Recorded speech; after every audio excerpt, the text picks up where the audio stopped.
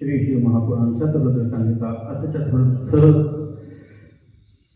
अथ चतुर्दशोध्याय। विश्वानर के पुत्र रूप में गृहपति नाम से शिव का प्रादुर्भाव। नंदीश्वरवाच स विप्रो गृहमागत्य महाहर्ष समन्वितः प्रियाय कथयामास तद्वृत्तान्तं शेखतः।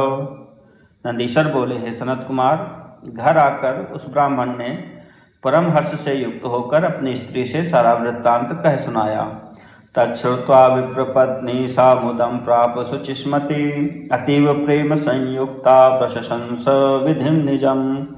यह सुनकर उस विप्रपत्नी शुचिस्मती को महान आनंद प्राप्त हुआ और वह प्रेम युक्त होकर अपने भाग्य की सराहना करने लगी। अथ कालेन तद्योषित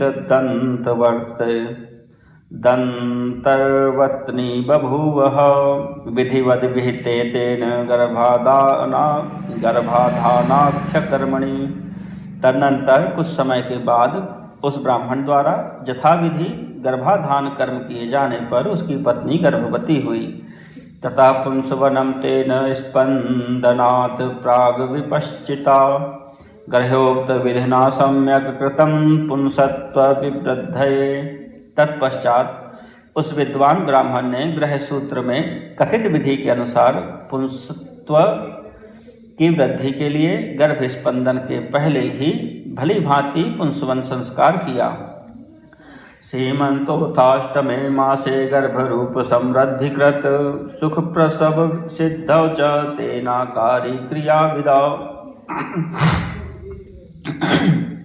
तत्पश्चात 8वां महीना आने पर क्रियावेत्ता उस ब्राह्मण ने सुखपूर्वक प्रसव के लिए गर्भ के रूप की वृद्धि करने वाला सीमंत संस्कार कराया। अथात शुभ तारासु ताराधि पौराननः केन्द्रे गुरौ शुभे लग्ने सुग्रहेषु युगेषु च अरिष्टदीप निर्वाणः सर्वारिष्ट विनाशकृत तनयो नाम तस्यां तो शुचिस्मत्यां बभूवः। तदुपरांत ताराओं के अनुकूल होने पर, बृहस्पति के केंद्रवर्ती होने पर और शुभ ग्रहों का योग होने पर शुभ लग्न में चंद्रमा के समान सुंदर मुख वाला सूतिका ग्रह के दीपक को अपने तेज से शांत अर्थात प्रभाहीन सा करने वाला तथा सभी अरिष्टों का विनाश करने वाला पुत्र उस शुचिस्मती के गर्भ से उत्पन्न हुआ। सर्व समस्त सुखदो भूर्भुवः स्वर्निवासिनां गंधवाहनवाहाश्च दिग्वधूर्मुखवाससः इष्टगंधप्रसूनौ भैरववृषुस्ते घना घनाः देवदुन्दुभयो नेदुः प्रसेदुः सर्वतो दिशः परितः सरितः स्वच्छा भूतानां मानसैः सह तमोतामृत्तु नितरां रजोऽपि विरजो भवत्। सत्त्वाः सत्त्वसमायुक्ताः सुधावृष्टिर्बभूव वै कल्याणी सर्वथा वाणी प्राणिनः प्रियवत्यभूत्। वह बालक शिवजी ही थे जो भूर्भुवः स्वः इन तीनों लोकों को समग्र सुख देने के लिए अवतीर्ण हुए। उस समय गंध को समग्र वहन करने वाले वायु के वाहन मेघ दिशारूपी वधुओं के मुख पर वस्त्र से बन गए अर्थात चारों ओर काली घटा उमड़ आई। वे घनघोर बादल गंध वाली पुष्प राशि की वर्षा करने लगे। देव दुंदुभियां बज उठी और सारी दिशाएं निर्मल हो गईं। प्राणियों के मनों के साथ चारों ओर नदियां स्वच्छ हो गईं। अंधकार पूर्ण रूप से दूर हो गया। रजोगुण विरज अर्थात विनष्ट हो गया। प्राणी सत्वगुण से संपन्न हो गए। चारों ओर से अमृत की वर्षा होने लगी। सभी प्राणियों की वाणी कल्याणकारी और प्रिय लगने वाली हो गई। रंभा मुख्या अप्सरसो मंगल द्रव्य पाणयः विद्याधर्यश्च किन्नर्यस्तथा मर्यः सहस्रशः गंधो गंधर्वो रगयक्षाणां सुमानिन्यः शुभस्वराः गायन्त्यो मंगलं गीतं तत्रा जगमुर्नेकशः रंभादि अप्सराएं, विद्याधरियाँ, किन्नरियाँ, देवपत्नियाँ और गंधर्व, उरग एवं यक्षों की पत्नियाँ हजारों की संख्या में अपने अपने हाथों में मंगल द्रव्य धारण किए हुए सुंदर स्वरों में मंगल गीत गाती हुई वहां आ गईं। मरीचिरत्रिः पुलस्त्यः क्रतुरंगिराः वसिष्ठः कश्यपोऽगस्त्यो विभाण्डो माण्डवीसुतः लोमशो रोमचरणो भरद्वाजोऽथ गौतमः भृगुस्तु गालवो गर्गो जातु कर्णः पराशरः आपस्तंभो याज्ञवल्क्यो दक्ष वाल्मीकि मुद्गलाः शातातपश्च लिखितः शिलाधः शंख उञ्छभुक् जमदग्निश्च संवर्तो मतंगो भरतोंशुमान् व्यासः कात्यायनः कुत्सः शौनकः सुश्रुतः शुकः।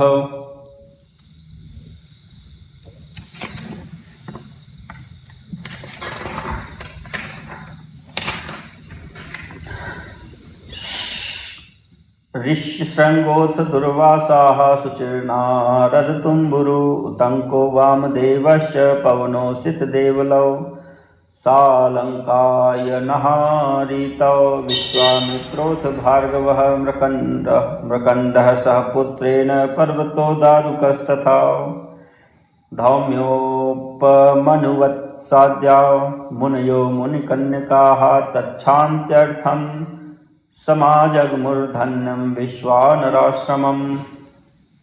मरीचि, अत्रि, पुलह, पुलस्त, क्रतु, अंगिरा, वशिष्ठ, कश्यप, अगस्त्य, विभाण्ड, मांडवी पुत्र, लोमश, रोमचरण, भरद्वाज, गौतम, भृगु, गालव, गर्ग, जातुकर्ण, पराशर, आपस्तंभ, याज्ञवल्क्य, दक्ष, वाल्मीकि, मुद्गल, शातातप, लिखित, शिलाद, पुंछवृत्ति से जीविका चलाने वाले शंख, जमदग्नि, संवर्त, मतंग, भरत, अंशुमान, व्यास, कात्यायन, कुत्स, शौनक, सुश्रुत, शुक, ऋष्यशृंग, दुर्वासा, शुचि, नारद, तुम्बुरु, उत्तंक, वामदेव, पवन, असित, देवल, सालंकायन, हारीत, विश्वामित्र, भार्गव, अपने पुत्र मार्कंडेय के साथ मृकंड, पर्वत, दारुक, धौम्य, उपमन्यु, वत्स आदि मुनिगण तथा मुनि कन्याएं उस बालक की अदृष्ट शांति के लिए विश्वानर के प्रशंसनीय आश्रम पर आ गए। ब्रह्मा ब्रह्मपतियुतो देवो गरुड़वाहनः नंदी भृंगी समायुक्तो गौर्या सह वृषध्वजः महेंद्र मुख्या गीर्वाणा नागाः पातालवासिनः रत्नान्यादाय बहुशः ससरिक्का महाब्धयः स्थावरा जंगमं रूपं धृत्वा याताः सहस्रशः महामहोत्सवे तस्मिन् बभूव कालकौमुदी। बृहस्पति सहित ब्रह्मा तथा भगवान विष्णु, नंदी, भृंगी तथा पार्वती सहित शंकर, महेंद्र आदि देवता, पातालवासी नागगण एवं अनेक प्रकार के रत्न लेकर नदियों सहित समुद्र वहां गए और स्थावर, पर्वत आदि हजारों की संख्या में जंगम रूप धारण कर वहां आए। उस महोत्सव में अचानक असमय में चांदनी उत्पन्न हो गई। जात कर्म स्वयं तस्य कृतवान् विधिरानतः श्रुतिं विचार्य तद्रूपं नाम्ना ग्रहपतिस्त्वयम् इति नाम ददौ तस्मै देयमेकादशेहनि।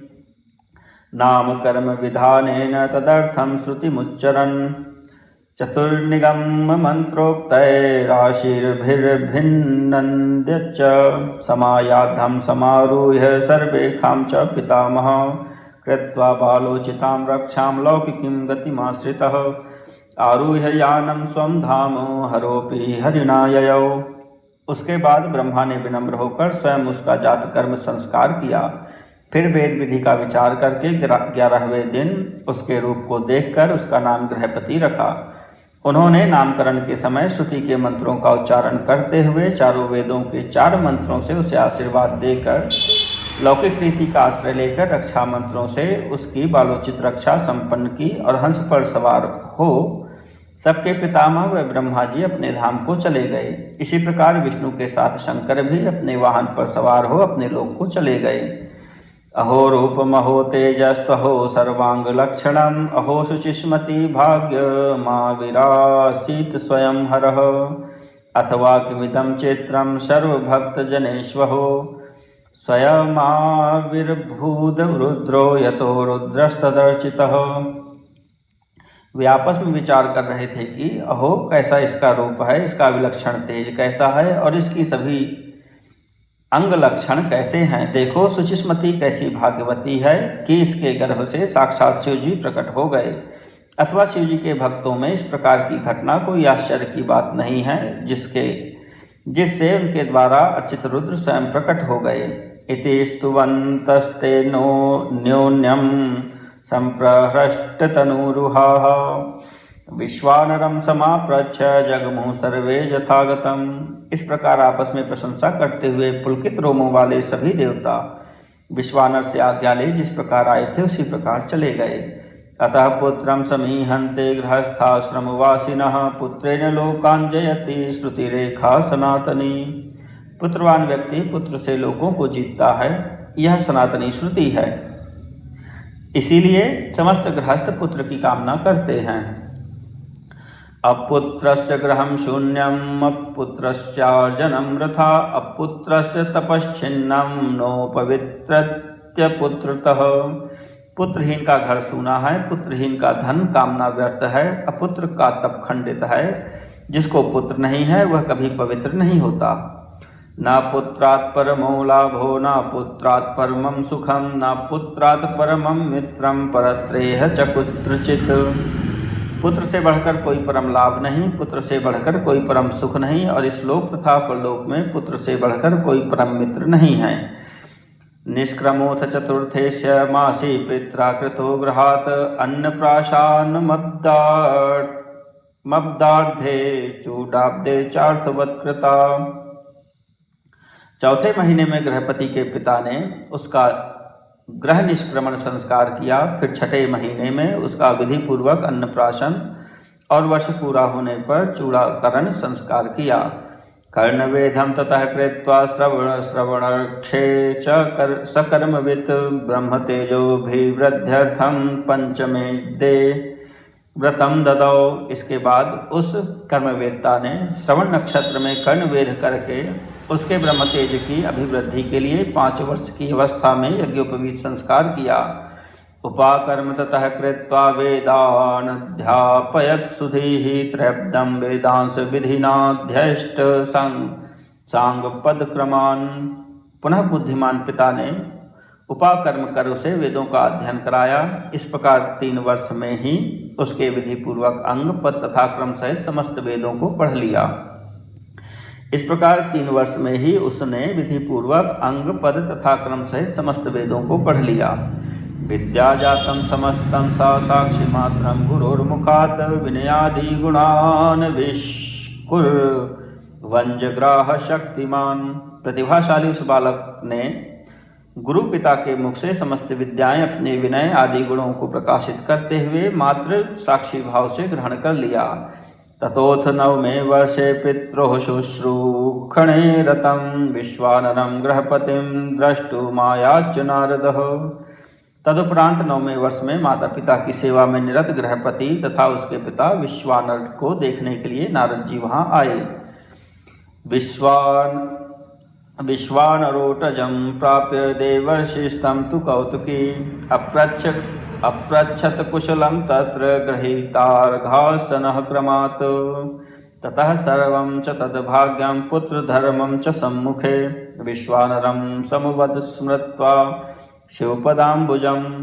कौतुकी देवर्षि नारद जी ने विश्वानर की पर्णशाला में प्रवेश कर अर्घ्य आसन आदि क्रम से ग्रहण कर उनसे कुशल मंगल पूछा और उसके बाद शिव के चरणों का ध्यान करके उनके सामने ही उनके समग्र भाग्य तथा पुत्र धर्म का वर्णन विश्वानर से किया। नंदीश्वर उवाच इत्युक्तो मुनिना बालः पितरो राज्ञाम् वाप्य सह प्रणम्य नारदं श्रीमान् भक्त्या प्रहव उपाविशत्।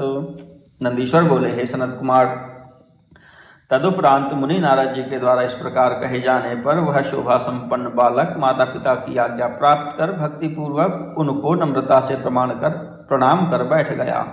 नारद उवाच वैश्वानर समभ्येहि ममोत संगे निशीद भोः लक्षणानि परीक्षेऽहं पाणिं दर्शय दक्षिणं ततो दृष्ट्वा तु सर्वं हि तालुजिह्वादि नारदः विश्वानरं समवदच्छिव प्रेरणया सुधीः समवदच्छिव प्रेरणया सुधीः। नारद जी बोले, हे वैश्वानर, मैं तुम्हारे लक्षणों की परीक्षा करूंगा।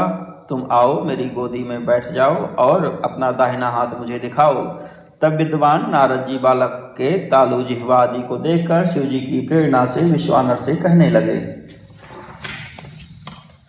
नारद उवाच विश्वानर मुने वच्मि शृणु पुत्रांकमादरात् सर्वांग स्वंकवान पुत्रो महालक्षणवानयं किंतु सर्वगुणोपेतं सर्वलक्षणलक्षितं संपूर्ण निर्मलकलं पालयेद विधुवद विधिः तस्मात् सर्वप्रयत्नेन रक्षणीयस्त्वसौ शिशुः गुणोऽपि दोषतां याति वक्रीभूते विधातरि। शङ्केश्य 12 वर्षे प्रत्युहो विद्युदग्नितः इत्युक्त्वा नारदो गच्छद्देवलोकं यथागतम्। नारद जी बोले, हे विश्वानर, हे मुने, मैं आपके पुत्र के सब लक्षणों को कहता हूँ, उसे आदरपूर्वक सुनिए। आपके पुत्र के सभी अंग उत्तम लक्षणों से युक्त हैं, इसलिए यह अत्यंत भाग्यशाली है, किंतु इसके सर्वगुण संपन्न संपूर्ण शुभ लक्षणों से समन्वित और चंद्रमा के समान निर्मल कलाओं से सुशोभित होने पर भी विधाता ही इसकी रक्षा करें। इसलिए सब तरह के उपायों से इस बालक की रक्षा करनी चाहिए, क्योंकि विधाता के विपरीत होने पर गुण भी दोष हो जाता है। मुझे इस बात की शंका है कि 12वें वर्ष में इसे बिजली अथवा अग्नि से विघ्न है। ऐसा कहकर नारद जी जैसे आए थे वैसे देवलोक को चले गए। इति श्री शिव महापुराणे तृतीयायां शतरुद्र संहितायां गृहपत्यवतारोपाख्याने गृहपत्यवतार वर्णनम नाम 14ोऽध्यायः।